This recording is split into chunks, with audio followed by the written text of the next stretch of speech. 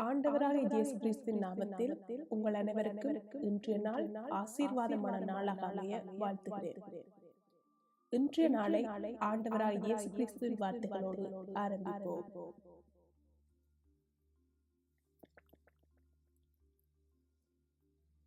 இன்றைய நாளுக்கான தேவ வசனம் 1 யோவான் 1 அதிகாரம் 9 வசனம்.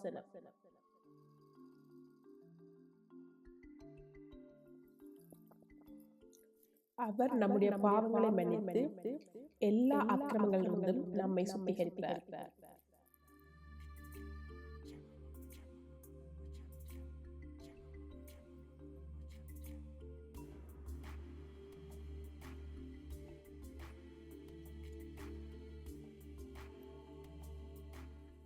பாவிக்குத்தான் மன்னிப்பு தேவையே தவிர பரிசுத்தவானுக்கு அல்ல. அதிலும் எவன் தன்னை பாவி என்று ஒப்புக்கொள்கிறானோ அவனுக்கே மன்னிப்பு கிடைக்கும்.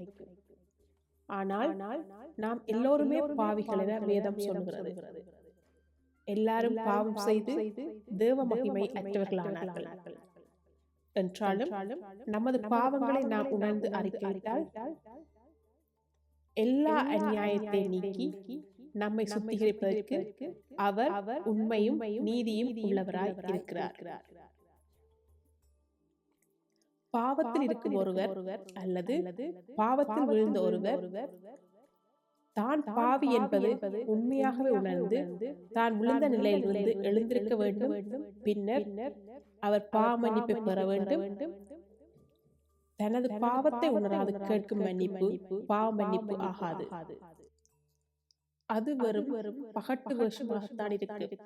அடுத்து தான் செய்த பாவத்தை ஒவ்வொன்றாக குறிப்பிட்டு பாவ மன்னிப்பு கேட்க வேண்டும். அப்போதுதான் அதிலிருந்து விடுதலை பெறுவது இலகுவாயிருக்கும். அந்த விடுதலையும் உண்மையானதாயிருக்கும்.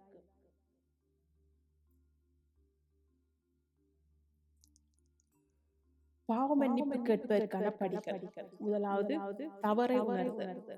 நீங்கள் செய்த பாவத்தை அல்லது தவறை முழுமையாக உணர்ந்து கொள்ளுங்கள். இரண்டாவது, வருந்துதல். அந்த செயலுக்காக ஆழ்ந்த வருத்தத்தையும் மனக்கசப்பையும் உணருங்கள். மூன்றாவது, மன்னிப்பு தேடுதல். கடவுளிடமோ அல்லது பாதிக்கப்பட்ட நபரிடமோ மன்னிப்பு கேளுங்கள். நான்காவது, மீண்டும் செய்யாதிருத்தல். அந்த தவறை மீண்டும் செய்யக்கூடாது என்று உறுதியாக முடிவு செய்து அதன்படி நடக்கவும்.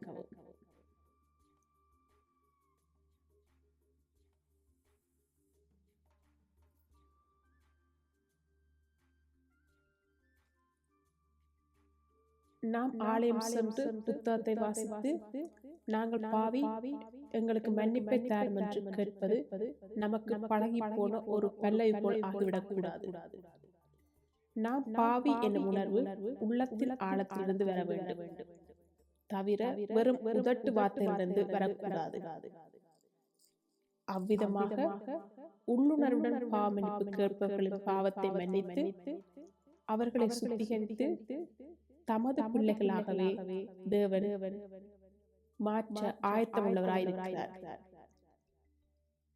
இப்படியாக பாவ மன்னிப்பு பெறுபவர்களே உண்மையாய் மனம் திரும்பி புது வாழ்வு வாழ முடியும். நானும் நீங்களும் எந்த நிலையில் உள்ளோம் என்று நம்மை நாமே கேட்டு பார்ப்போம்.